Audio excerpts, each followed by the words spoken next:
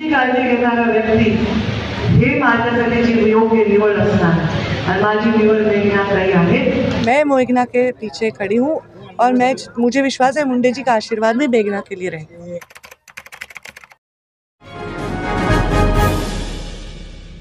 अस्सलाम वालेकुम, आदाब, नमस्कार। परभणी न्यूज महानगर में आपके साथ शेख इफ्तिखार।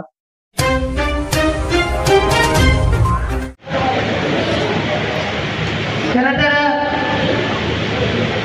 काही 4 दिवसानंतर मतदान होणार आणि आपण मला मागच्या आठवड्यातली तारीख दिली होती, पण बाबांचं म्हणणं होतं की जसं निवडणूक जवळ येईल तेव्हा तुमची मार्गदर्शन किंवा तुमची ऊर्जा आम्हाला जास्त फायद्याचं होईल आणि म्हणून आज आपण आपल्या वेळ व्यस्त कार्यक्रम तुम्ही रोज 3, 4, 5 सभा घेताय, परत बीड जिल्ह्यामध्ये सुद्धा प्रत्येक उमेदवारासाठी आपण रात्र सभा घेता याची जाणीव आहे आम्हाला। पण तुमच्या मार्गदर्शनाशिवाय किंवा तुमच्या सभेशिवाय निवडणुकीचा प्रचार पूर्ण झाला असं आम्हालाही वाटत नाही। म्हणून आपल्याला आग्रह करून आज या ठिकाणी आम्ही बोलवलंय आणि मला खात्री आहे की या ठिकाणी जमलेले सर्वजण निश्चितच चांगला संदेश घेऊन गाव पातळीवर जाणार आहेत। नाही, आमच्या मागच्या निवडणुकीच्या वेळेस स्वतःच्या मतदारसंघामध्ये आलं पाहिजे ही मतदारांची अपेक्षा असते, म्हणून तुमचा वेळ घेऊ नये। परंतु तुमची सभा इथे झाली आणि मी ह्या जिंतूर सेलू मधून भारतीय जनता पार्टीचे उमेदवार म्हणून आमदार म्हणून विधानसभेमध्ये पाठवण्याचं काम या मतदार बंधू भगिनी आणि 5 वर्ष त्या सभेमधले तुमचे बोल मला आजही आठवतात। तुम्ही सांगितलं होतं की माझ्या सगळ्या लोकांना तू कुटुंबाप्रमाणे सांभाळशील। मला सांगायला आनंद होतो की पहिले 2.5 वर्ष तर विरोधी पक्षामध्ये होतो आपण, पण आपली सत्ता आल्यानंतर प्रत्येक गावासाठी भरभरून देण्याचं काम तुमची कार्यकर्ती म्हणून, तुमची लहान बहीण म्हणून या ठिकाणी मी केले। भगवान बाबांचं भव्य दिव्य असं सुंदर मंदिर आपण बनवतोय, त्यासाठी सुद्धा आपण 60 लाख रुपयाचा निधी टाकला। या मराठवाड्याचं वैभव, आमच्या जिंतूरकरांचं वैभव म्हणजे नथुराम महाराज केहाळकरांचं नाव आपल्या पक्ष सत्तेमध्ये आल्यामुळे आपल्या जिंतूरच्या गव्हर्नमेंट ITI कॉलेजला आपण दिलं। अनेक गावांमध्ये भरभरून असा निधी आपण दिला।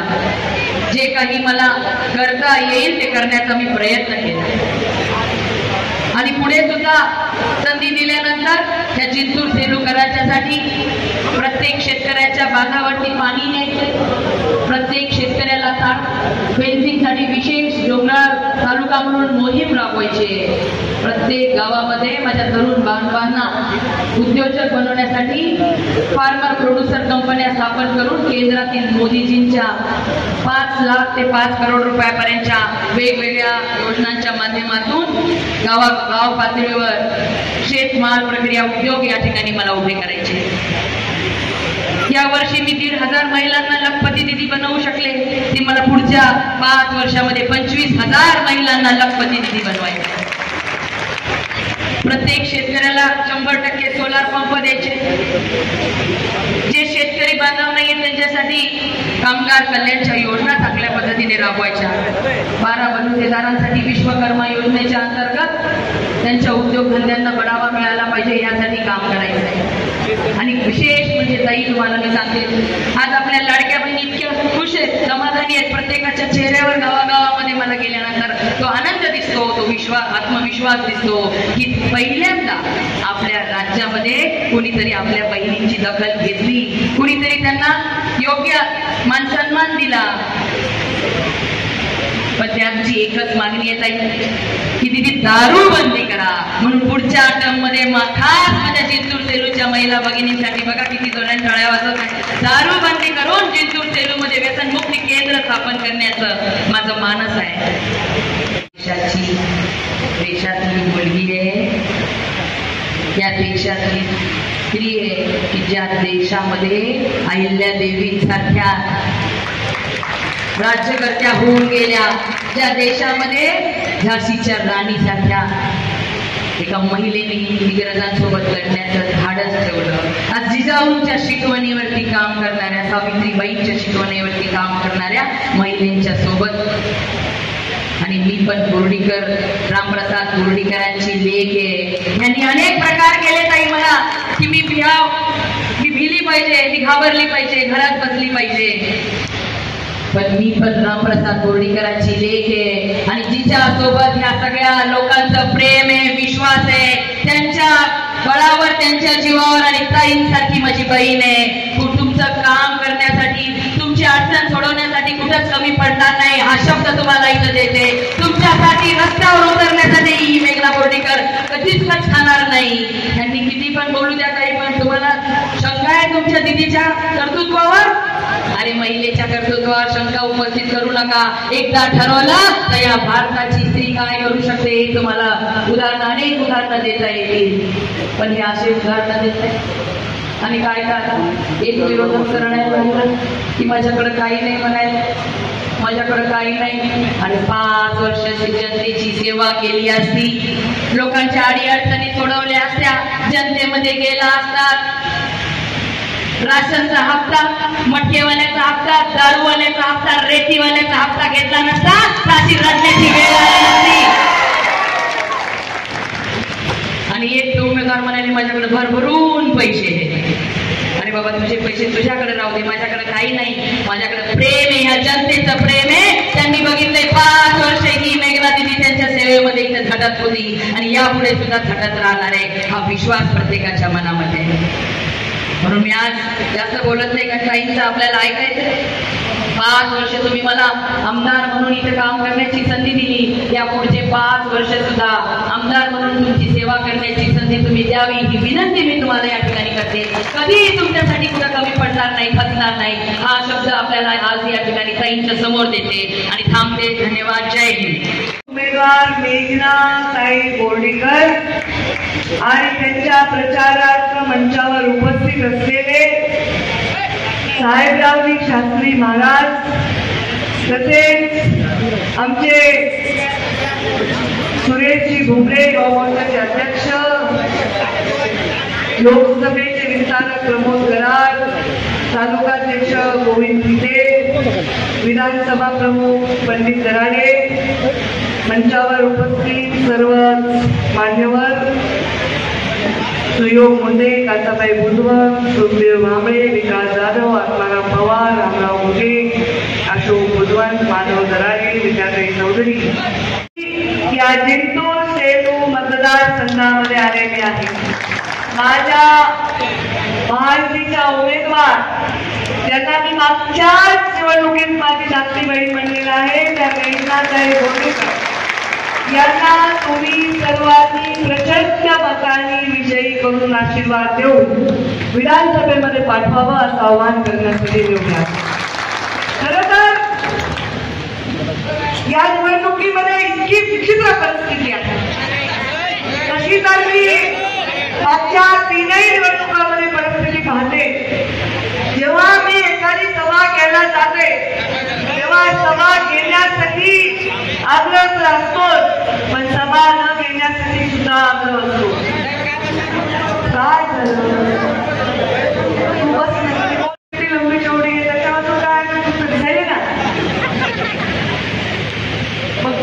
आता या निवडणुकीमध्ये महायुतीचा राज्यामध्ये मुख्यमंत्री व्हावा हा प्लट माझा आणि यासाठी तुमच्या व्यक्तींनी म्हणजे पंकजा गोपीनाथ मुंडेंनी योगदान द्यावं. यासाठी जर माझ्या पक्षाने, भारतीय जनता पार्टीने आणि महायुतीने मला जबाबदारी दिली की पंकजा ताई तुम्हाला हे 30 मतदारसंघात लक्ष घालून निवडणूक लढवायची आहे, विजयी व्हायचं आहे, तर ते मी नाही केलं तर माझं नाक कापलं जाईल का नाही, जाईल का नाही. त्यामुळे ज्या मेघनाताई पहिल्यांदा माझ्याकडे आल्या त्या मेघनाताई माझ्याकडे 2017 आल्या. एक पंजाबीला त्यातली मुलगी गर्दीमधून आली माझ्याकडे आणि मला सांगितलं मी बोर्डीकर साहेबांची मुलगी आहे मेघना आणि माझ्या प्रत्येक कार्यक्रम 2017 नंतर आजपर्यंत गोपीनाथ मुंडे साहेबांची पुण्यतिथी असो, त्यांची जयंती असो, माझा सावरगावचा मेळावा असो, प्रत्येक ठिकाणी न चुकता मेघनाताई उपस्थित राहिलेल्या आहेत. आणि त्यानंतर जेवढ्या सभा झाल्या, जेवढे कार्यक्रम झाले, पक्षाच्या सर्वोच्च नेते जरी मंचावर असले तरी या माझ्या बहिणीने सांगितले की पंकजा ताईंमुळे माझा विजय शक्य झालेला आहे. तुम्हाला माहिती आहे, मी आणि मेघनाताई शेजारी शेजारी उभे आहेत. काय हे भविष्याचं चित्र आहे.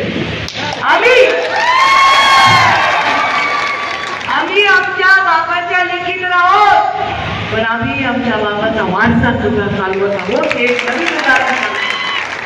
दुसरा महत्वाचा विषय असा आहे, आम्ही त्या सगळ्या जातीपातीच्या भिंती तोडून कोर्डीकर आणि मुंडे एका मंचावर मिळवून भविष्य घडवू शकतात हे चांगलं उदाहरण या देशासमोर देत आहोत, एका राज्यासमोर देत आहोत. आणि हे भविष्य काही कमी नाहीये मेघना कोर्डीकरला. चांगला IPS अधिकारी नवरा आहे. IPS आहे, बायका कशा करतात छान बघा बरं. त्यांचं चांगलं काम असतं, चांगलं आयुष्य असतं. नवरा अधिकारी असतो, हाताखाली नोकर चाकर असतात, लोक सगळे अधिकाऱ्यांना सन्मान देतात. अधिकाऱ्यांच्या बायका म्हणजे पत्नीचा एक ग्रुप असतो, त्या ग्रुपमध्ये त्यांचं जीवन चांगलं चालतं. ते सगळं ऐश्वर्यवान जीवन सोडून जिंतूरमध्ये उन्हाताला धुळीमध्ये कष्ट करण्यासाठी आल्या. ते पण भाजपसारख्या पक्षात आले. आमच्या पक्षात सुट्टीच नाही. दर आठवड्याला बैठक, दर 3 दिवसाला कार्यक्रम. त्यामुळे सतत गाडीवरच आयुष्य गेलं तर पुणे आणि चिंतूर. मग कष्ट करण्याचं जीवन जर त्यांनी स्वीकारलंय, ती पण नाही विसरत. नेहमी म्हणते पंकजा ते माझ्या पाठीशी उभे राहिल्या. माणसं कसे काम फिरलं थोडं विसरत असते, पण बायका नाही विसरत. विसरणार का तुम्ही? हे कुठे दिलं? महायुतीने दिलं. मेघनाताईंनी सगळं रजिस्ट्रेशन करून घेतलं, मदत केली. मग आपण विसरणार का महायुतीला, मेघनाताईंना? नाही ना विसरणार. उधारी आपण ठेवतो का? कशी वापस करणार? मतांनी उमेदवारांवर आशीर्वाद देऊन हे जे काही काम माझ्या महिलांसाठी केले ते वापस करणार. तुमच्याकडे पण येते. तुम्हाला वाटत महिलांवरच बोलायला नाही. कृषी पंपाचं बिल किती झाले? 0. कोणी केले? महायुती सरकारने केले. या मेघनाताई ज्याच्या आमदार ते सरकारने केले ना. मग समोरचे जे कोणी मतं मागायला येतील ते बाबा निवडणुकीपुरते निवडणुकीची उमेदवारी मागतात, पुन्हा मतं मागायला आमच्या समोर येतात. हे बघा, त्यांना दाखवा ते बिल जे सरकारने तुम्हाला दिले 0. त्यानंतर तुम्हाला हे मिळणार आहे. काय मिळणार आहे दुसऱ्या उमेदवाराला? काय? आणि शेतकरी सन्मान जेव्हा आपण भाव वाढवण्यासाठी सरकारसाठी प्रयत्न करू. स्वतः शिवराज सिंग चौहान यांना बोलली, कृषी मंत्र्यांना बोलली आणि सांगेन, अरे 10-5 रुपये एखाद्या उद्योगाला सबसिडी कमी करा, पण माझ्या शेतकऱ्याच्या पिकांना गरीबाचं भलं बघणार, महिलांची सुरक्षा सन्मान करणार, युवकांच्या हाताला काम देण्यासाठी चलणार सरकार आपल्याला. मोदींची हॅट्रिक झाली का नाही? पण आता मोदी प्रधानमंत्री झाले आणि त्यांनी जर विकास करायचा ठरवला राज्याचा, तर इथं आपला मुख्यमंत्री महायुतीचा पाहिजे की नाही? मग मुख्यमंत्री महायुतीचा झाल्यानंतर आपल्याला आपला आमदार चिंतूरचा कुणाचा पाहिजे? महायुतीचा पाहिजे की नाही? मेघनाताईंनी करोडो रुपयाचा विकास करून दाखवलेला आहे. त्यामुळे मोदींनी पाठवलेला विकास त्यांच्या हौदातून आमच्या इथे येणार, महायुतीच्या आमच्या पाईपमध्ये, आणि मेघनाताईच्या रूपाने या चिंतूरच्या दारापर्यंत हा विकास पोहोचल्याशिवाय राहणार नाही. मला माहिती आहे का माझ्या नावाने राज्यभर अपप्रचार होतोय. अपप्रचार नाही, विचार ते भावना आहे, प्रेम आहे. पण माझं समर्थन हे नेहमी योग्य व्यक्तीला असतं. कारण तुमची काळजी घेणारा व्यक्ती हे माझ्यासाठीची योग्य निवड असणार आणि माझी निवड मेघनाताई आहे. मी मेघनाताईंना कोर कमिटीतून तिकीट दिलेलं आहे. मी त्याच्यात होते आणि म्हणून त्यांना ही संधी एक टर्म विकास करायची संधीमध्ये 2.5 वर्ष गेले. पुढच्या टर्ममध्ये विकास करा. मी आहे पुन्हा पाठीशी तुमच्या. आता मी आले ना मैदानात आणि पुन्हा विधानसभेत आले ना आम्ही विधान परिषदेत. मी आमदार होऊनच आले ना तुमच्याकडं आणि मी आमदार नसते आता राज्याचे आमदार आहे. मी माझ्या मतदारात घ्या. तुम्ही त्यांचे मी घ्या माझा मतदार. ज्या सगळ्या आमदारांना तुम्ही निवडून दिलं त्यांनी मला निवडून दिलेला. त्यामुळे राज्याचे आमदार आहे. मी स्वतः जातीने जिंतूर मधल्या प्रत्येक विकासामध्ये लक्ष घालीन. तुमच्या आशीर्वादाने संधी मिळाल्यानंतर जिंतूरचा सुजलाम विकास करेन आणि मी कुठल्याही पद्धतीने मेघनाथ यांच्या हातून पूर्णपणे तुम्हाला न्याय देण्यासाठी सदैव प्रयत्न करेन. मी त्यांना मनापासून मी अभिनंदन करते आणि स्वागत करते. 20 तारखेला मेघना बोर्डीकरला मी नागपूरला जाणार आहे. तेव्हा मी अधिवेशनाला मेघनाताई पण तिथे आल्या पाहिजे माझ्याबरोबर. एवढंच आपल्या सर्वांना आग्रह मी विनंती करते आणि माझ्या वाणीला देते. धन्यवाद. जय हिंद, जय महाराष्ट्र. सभा दी है. ये मेरे पार्टी की अधिकृत उम्मीदवार है महायुति की और इनके विजय की निश्चिति के लिए मैंने सभा दी है और मुझे पूरा विश्वास है मेघनाताई विजयी होंगे. मैं ताई एक आपसे बात पूछनी थी कि यहाँ पर जो वंचित के उम्मीदवार है वो जो है तो हमारे श्रेष्ठ नेता गोपीनाथ जी मुंडे की तस्वीर लगाकर ये इस्तेमाल कर रहे हैं. इसके बारे में आप आह्वान क्या करेंगे पब्लिक को? देखिए, हर उम्मीदवार इस राज्य में बहुत सारे उम्मीदवार मुंडे जी की तस्वीर लगा रहे हैं, स्वर्गीय बाला साहब ठाकरे जी की तस्वीर लगाए. कुछ नेता हर चीज़ से परे होते हैं, उनके लिए भावना होना कोई बात नहीं. पर मैं यहाँ हूँ पार्टी के नेता लोग जिससे काफ़ी जुड़े हुए हैं. मैं मेघना के पीछे खड़ी हूँ और मुझे विश्वास है मुंडे जी का आशीर्वाद भी मेघना के लिए रहेगा. हमारी न्यूज़ आपको किस तरह पसंद आ रही है इसके बारे में लाइक करें, शेयर करें, कमेंट्स करें. अब तक हमारे चैनल सब्सक्राइब नहीं किया तो सब्सक्राइब जरूर करें. साथ ही साथ बेल आइकन का बटन जरूर दबाएं और फेसबुक पर भी हमें फॉलो करें.